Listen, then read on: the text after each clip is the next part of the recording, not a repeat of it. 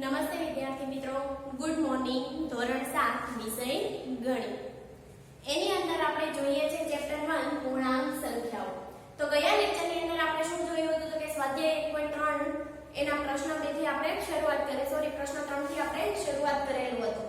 હવે આપણે જોઈએ એના આગળના પ્રશ્નની અંદર. તો કે ગયા લેક્ચરની અંદર આપણે વિભાજનનો ક્રમનો જૂથના ગુણધર્મના દાખલા ગણ્યા હતા કે કઈ રીતે દાખલા ગણી શકાય છે.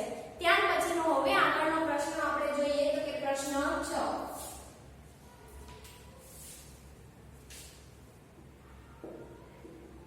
પ્રશ્ન 6 ની અંદર તમને વ્યાવહારિક દાખલા આપેલા છે કે ઠંડુ કરવાની પ્રક્રિયા માટે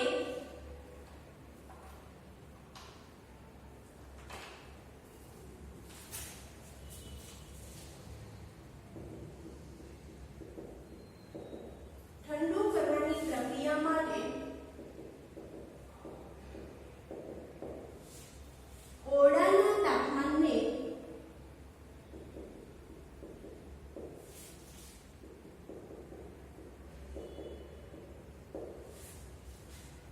40 અંશ સેલ્સિયસ થી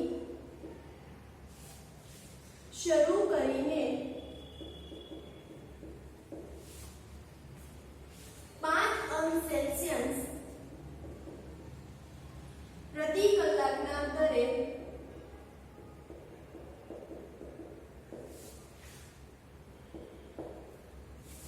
ઘટાડવું જરૂરી છે.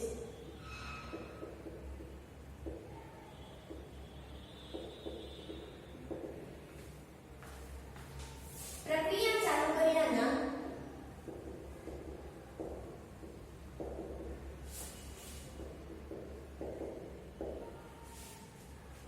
10 કલાક પછી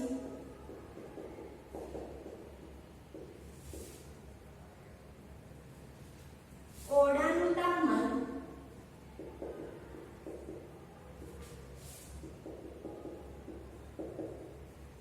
કેટલું હશે? ચાલો, શું માંગેલું છે? તો કે ઠંડુ કરવાની પ્રક્રિયા માટે તમને ખબર છે કે આપણે ઘરે હોય કે ન હોય એસી ચાલુ કરીએ એટલે ઓરડો છે ઠંડો થઈ જાય. તો કે અહીંયા એવું કીધું કે ઠંડુ કરવાની પ્રક્રિયા માટે ઓરડાના તાપમાનને 40 અંશ સેલ્સિયસ થી શરૂ કરીને 5 અંશ સેલ્સિયસ પ્રતિ કલાકના દરે ઘટાડવું જરૂરી છે. કે જ્યારે પણ એ ચાલુ કરે છે ત્યારે શું કરે છે? 40 અંશ સેલ્સિયસ થી ચાલુ કરે, પછી દરેક કલાકે 5 અંશ સેલ્સિયસ શું કરે છે? ઘટાડે છે. તો પ્રક્રિયા જ્યારથી એને ચાલુ કરી છે ત્યારથી 10 કલાક પછી કેટલું તાપમાન, ઓરડાનું તાપમાન કેટલું હશે તે આપણે જોવાનું છે. તો શું કરવું પડે? તો કે જે તમારું કુલ તાપમાન છે એમાં દર કલાકે 5 શું કરે? ઘટાડે. ઘટાડે એટલે કેવું થઈ જાય? માઈનસ થઈ જાય. તો 5 છે એ કેવા આવે? માઈનસમાં આવે. કેમ? તો કે ઘટાડે છે એટલા માટે. તો કે ઓરડાનું હાલનું તાપમાન કેટલું છે? ઓરડાનું હાલનું તાપમાન કેટલું છે? 40 અંશ સેલ્સિયસ. પ્રતિ કલાકે કેટલું ઘટાડે છે? 5 અંશ સેલ્સિયસ. તો કે દર કલાકે બદલાતું તાપમાન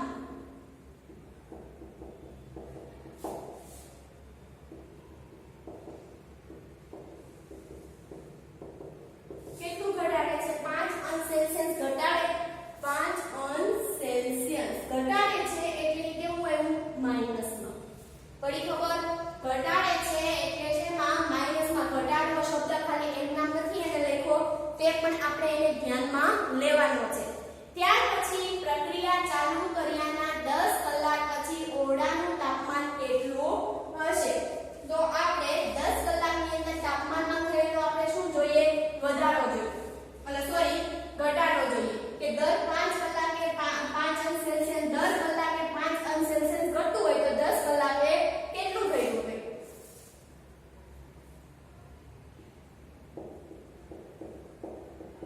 તો આ રીતે 10 કલાકમાં તાપમાનમાં થતો ઘટાડો.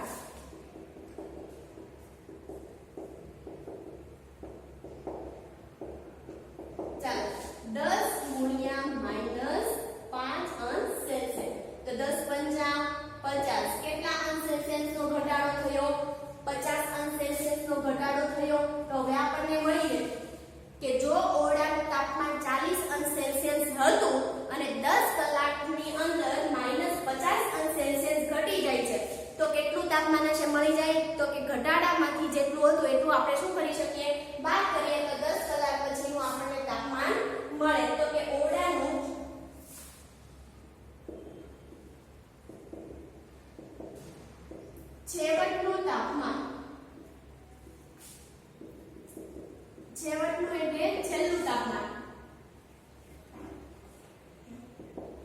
ચલો 40 માંથી -50 શું કરવાના છે? બાદ કરવાના.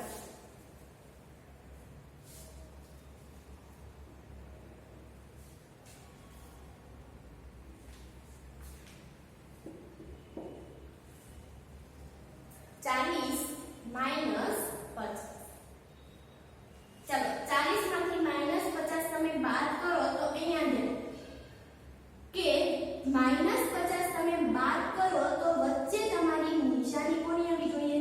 પ્લસ ની. તો તે પ્લસ માઈનસ માઈનસ થાય કે નહીં?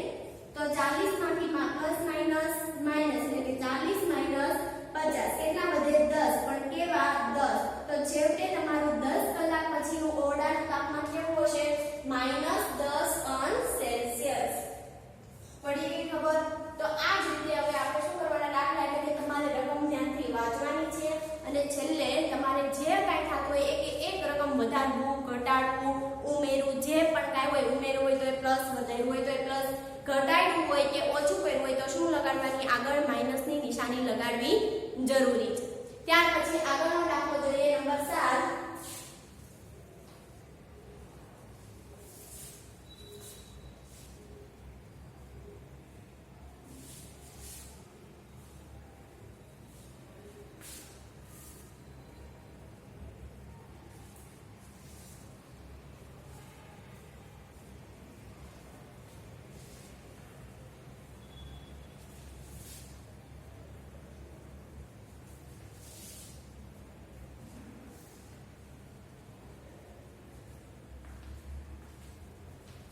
ચાલો નંબર 7 માં એવું કીધું કે વર્ગ કસોટી પ્રશ્નપત્રમાં કુલ 10 પ્રશ્નો છે.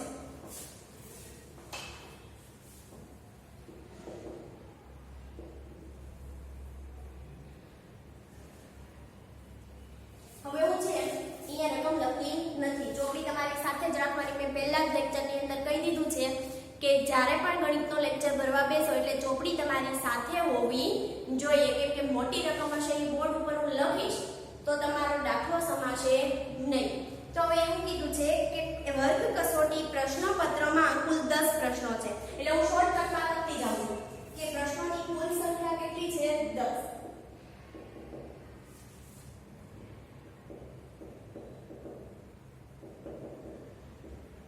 કુલ સંખ્યા 10. દરેક સાચા જવાબના 5 ગુણ અને દરેક ખોટા જવાબના -2 ગુણ છે. તો કે પ્રત્યેક સાચા જવાબના ગુણ કેટલા છે? 5 ગુણ. પ્રત્યેક સાચા જવાબના ગુણ કેટલા છે? તો કે 5. અને પ્રત્યેક ખોટા જવાબના ગુણ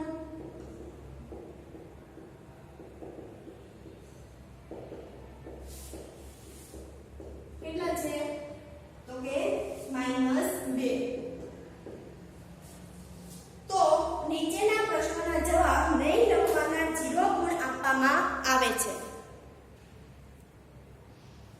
ચલો જે જવાબ ન લખે પ્રશ્નોના જવાબ એને કેટલા ગુણ આપવાના હોય છે? 0. તો કે જવાબ ન આપ્યો હોય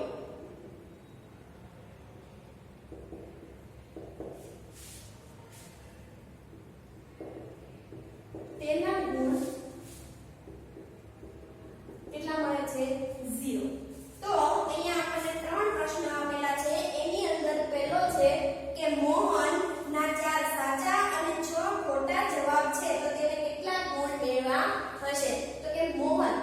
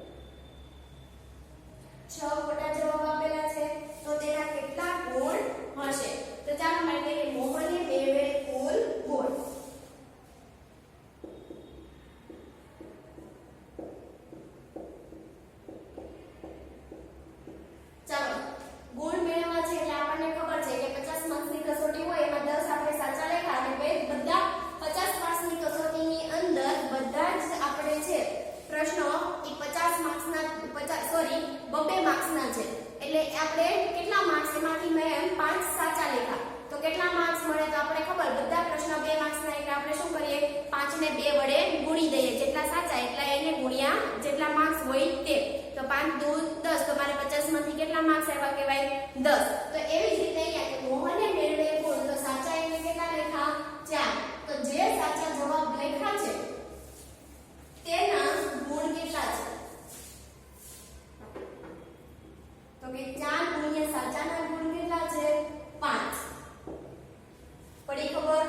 ત્યાર પછી કોની નિશાની આવશે કે ખોટા જવાબ આપણે ઉમેરવાના છે ને એટલે પ્લસ. ખોટા એના કેટલા 6 એના કેટલા ગુણ છે તો કે -2 એને ગુણ્યા -2. ચલો આ બંને વિભાજનના ગુણધર્મ જેવું થોડું અલગ અલગ થઈ ગયું તો કે 4 પંચા 20 પ્લસ 6 દુ 12 પણ કેવા -12. આ બાજુ 20 પ્લસ માઈનસ માઈનસ 12. 20 માંથી 12 જાય તો કેટલા વધે 8. તો એને કેટલા ગુણ મળ્યા હોય 8 ગુણ મળ્યા. તો મોહનને કેટલા ગુણ મળ્યા 8 ગુણ મળ્યા. ત્યાર પછી આપણે રેશમાના આપેલા છે કે રેશમાના સાચા 5 અને 5 ખોટા છે.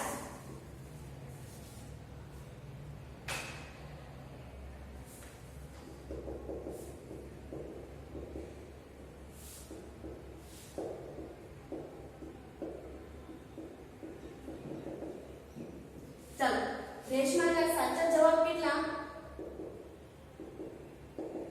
5 અને ખોટા જવાબ પણ કેટલા છે 5. તો તેને કેટલા ગુણ હશે? તો ચાલો રેશમાએ મેળવેલ આપણે ગુણ શોધીએ. રેશમાએ મેળવેલ ગુણ ચલો 5 ગુણ્યા સાચા જવાબ માટે કેટલા માર્ક્સ તો કે 5 પ્લસ ખોટા જવાબ 5 એને ખોટા જવાબ માટે કેટલા ગુણ છે તો કે -2. તો 25 25 પ્લસ 5 દુ 10 પણ કેવા માઈનસ છે એટલે માઈનસ. ચલો પ્લસ માઈનસ માઈનસ 25 માઈનસ 10. 25 માંથી 10 જાય તો કેટલા વધે 15. તો રેશમાએ કેટલા ગુણ મેળવ્યા 15 ગુણ મેળવ્યા. ત્યાર પછી આપણે હીના માટે શોધીએ. ત્રીજો છે હીના.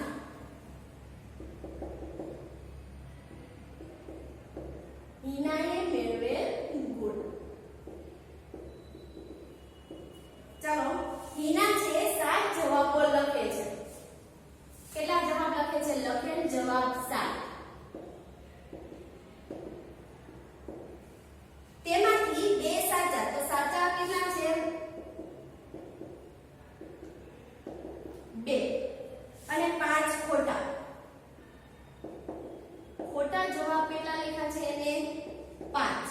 તો કેટલા એને લખી લેખા? ટોટલ એને 7 લેખા અને આપણી પાસે ટોટલ કેટલા છે કુલ પ્રશ્નો 10 છે તો 7 જ લેખા. ન લખેલ પ્રશ્નો કેટલા છે 3.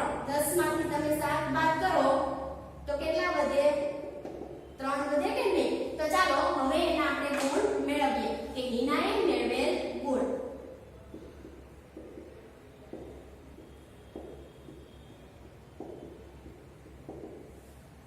चलो साचा सवाल માટે કેટલા ગુણ આપવામાં આવેલા છે 5 ગુણ. તો સાચા એને કેટલા લખ્યા છે 2 લખેલા છે તો કે 2 ગુણ્યા 5 પ્લસ એને ખોટા કેટલા લખ્યા છે 5 લખ્યા છે તો કે 5 ગુણ્યા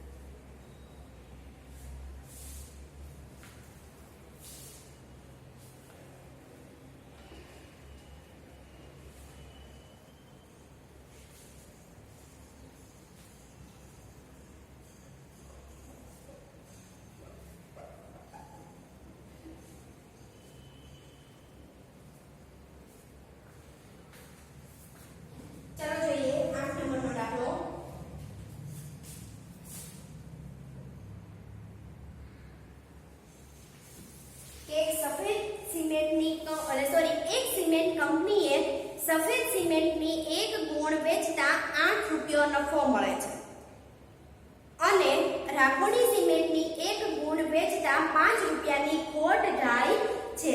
તો એની અંદર બે આપણને સવાલ આપ્યા છે કે કંપનીએ 1 મહિનામાં 3000 ગુણ સફેદ સિમેન્ટની અને 5000 ગુણ રાખોડી સિમેન્ટની વેચી છે તો કંપનીને કેટલો નફો કે ખોટ થઈ હશે.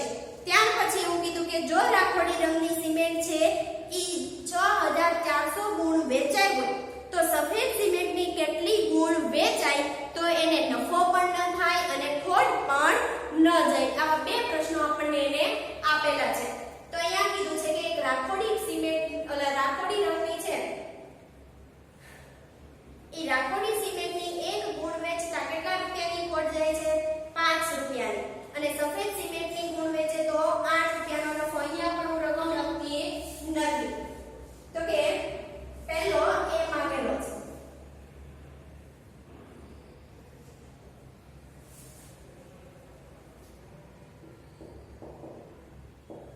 સફેદ સિમેન્ટની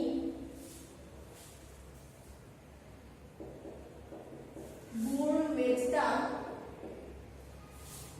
મળતો નફો કેટલા છે 8 રૂપિયા. રાખોડી સિમેન્ટ ની ગુણ વેચતા મળતી ખોટ અથવા તો થતી ખોટ કેટલી છે તો કે 5 રૂપિયા. તો એની અંદર આપણને પહેલો સવાલ આપેલો છે 1 નંબરનો. ચલો પહેલો સવાલ એમ કીધું કે 1 મહિનાની અંદર 3000 ગુણ સફેદ સિમેન્ટની. તો કે સફેદ સિમેન્ટની ગુણનું વેચાણ કેટલું છે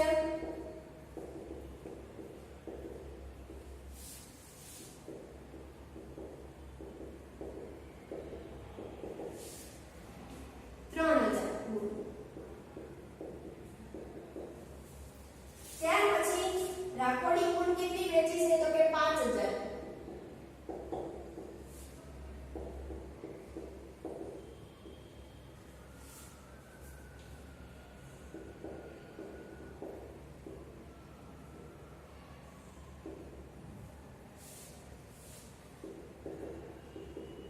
કેટલું છે 5000 ગુણ. તો એને શું કીધું નફો થાય છે કે ખોટ થાય છે તે આપણે જોવાનું છે શેમાં 1 મહિનાની અંદર. તો ચાલો શું જોવું પડે કે મળતો નફો અને ખોટ શું છે તે આપણે શોધવાનું છે કે એક સિમેન્ટની જે સિમેન્ટ છે સફેદ સિમેન્ટ વેચે ત્યારે એને નફો મળે છે અને રાખોડી સિમેન્ટ વેચે ત્યારે એને શું થાય છે ખોટ મળે છે. તો કે સફેદ સિમેન્ટની ગુણનું વેચાણ કરે ત્યારે એના ઉપર મળતો નફો કેટલો છે તે આપણે શોધીએ. તો સફેદ સિમેન્ટના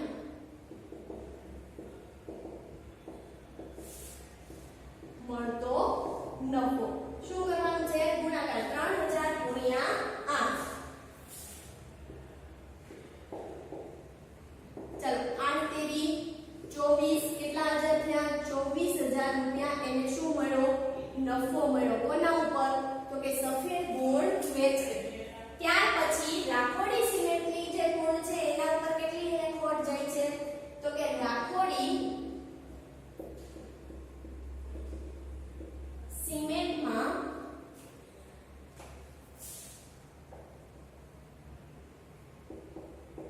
સિમેન્ટની ગુણમાં ખોટ. ચાલો કેટલા 5000 ગુણ વેચે એને 1 ગુણે કેટલો રૂપિયા ખોટ તો કે 5 રૂપિયા ખોટ છે. 5000 ગુણ્યા 5 હજુ બચ્યું 25000. 25000 રૂપિયા પાછો 3 0 છે ને એટલે 3 0 તો કેટલી ખોટ જાય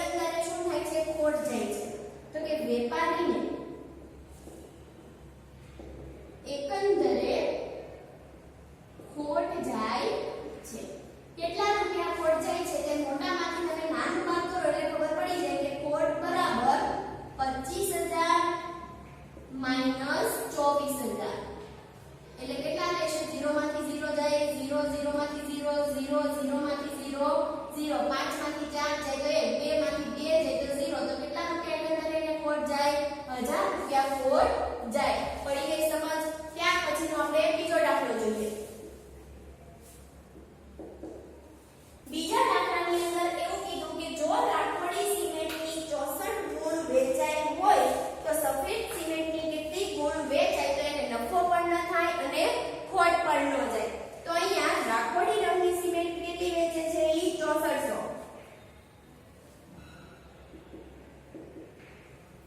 રાખોડી સિમેન્ટની ગુણનું વેચાણ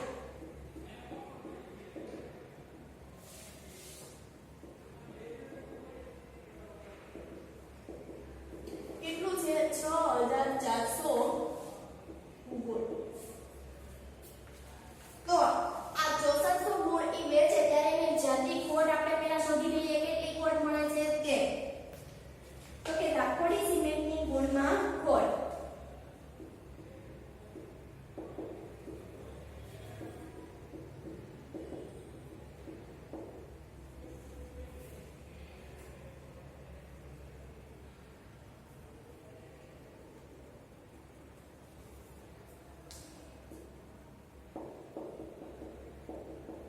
ચલો કેટલી ગુણ વેચે છે 6400 ગુણ વેચે છે એને ગુણ્યા ખોટ કેટલી જાય છે તો કે 5 ચલો ગુણાકાર કરો 5 ને 0 સાથે ગુણો એટલે 0 4 5 20 નો ગુણ વધી પડી 2 5 6 5 30 ને 2 32 કેટલા 1000 રૂપિયા તો કે 32000 રૂપિયા એને શું થઈ ખોટ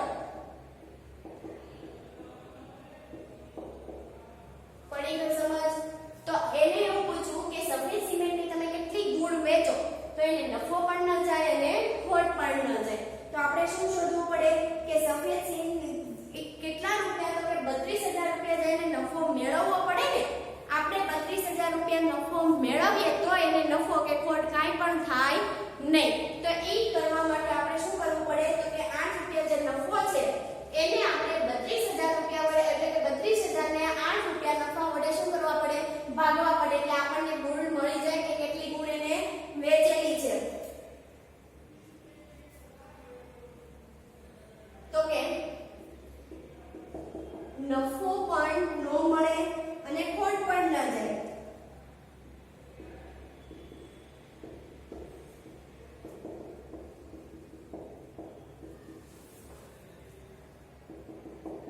તે માટે સફેદ સિમેન્ટની ગુણના વેચાણ દ્વારા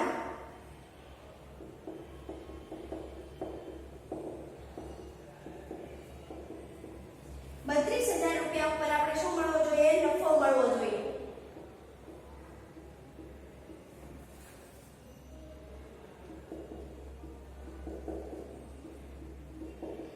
નફો મળવો જોઈએ ચાલો તો સફેદ સિમેન્ટની ગુણ ઉપર કેટલો નફો મળે છે સફેદ સિમેન્ટની ગુણ દીઠ 8 રૂપિયા નફો મળે કેટલા રૂપિયા મળે છે 8 રૂપિયા નફો મળે છે તો માટે સફેદ સિમેન્ટની ગુણનું વેચાણ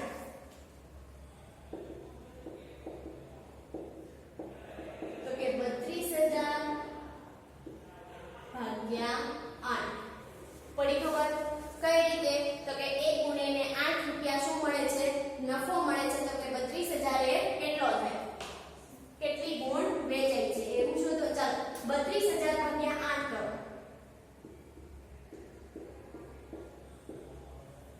8 ચોક 32 32 માંથી 32 જાય એટલે 0 ઉપરથી ઉતાર્યા 0 ભાગ ન ચાલે એટલે ઉપર મૂક્યા તો કે 4000 ગુણ્યા 8 8 ઉડી ગયા તો એને કેટલી ગુણનું વેચાણ કરવું પડે 4000 ગુણ એને વેચવી પડે તો એને નફો પણ ન થાય અને ખોટ પણ ન જાય પડી સમજ ચાલો જે એક વખત સમજાઈ દઉં છું કે આમ વેપારીને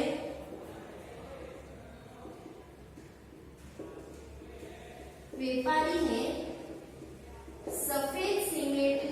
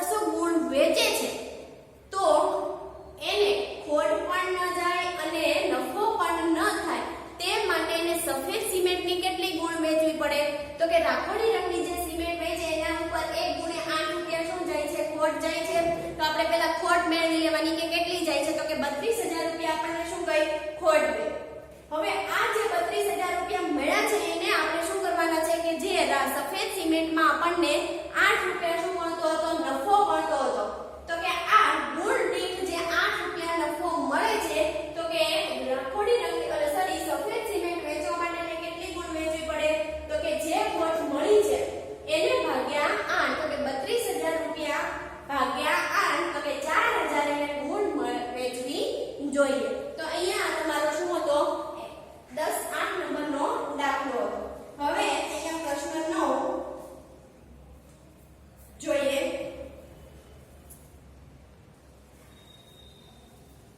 તો કે પ્રશ્ન 6 છે એ પ્રશ્ન 6 આપણે આવતા લેક્ચરની અંદર જોઈશું તો અહીંયા જે પણ દાખલા આપણે ગણેલા છે કે ગણાવવામાં આવેલા છે તે તમારે શું કરવાના છે પાકી બુકની અંદર લખવાના છે રકમ સહિત અને ત્યારબાદ જે ઘરકામમાં આપવામાં આવે તે તમારે ઘરકામની બુકમાં લખવાના રહેશે અને જે પણ કંઈ તમને ડિફિકલ્ટ લાગે કે મને અહીંયા ખબર નથી પડતી તો અહીંયા જ્યારે પણ તમને નોટ ચેક કરાવવા માટે બોલાવવામાં આવે કે ફોન કરીને બોલાવવામાં આવે ત્યારે તે તમારે જે પણ કંઈ ડિફિકલ્ટ છે તેને સાઈડમાં લખીને રાખવાના કે મને આ નથી આવડતું ઈ તમારે ડાયરેક્ટ ચોપડો કે નોટ કે જેમાં પણ લખેલું હોય તે તમારે લઈને આવવાનું અને અમને કહેવાનું છે કે અમને આમાં સમજ પડી નથી સમજાવો ત્યારે અમે તમને સમજાવીશું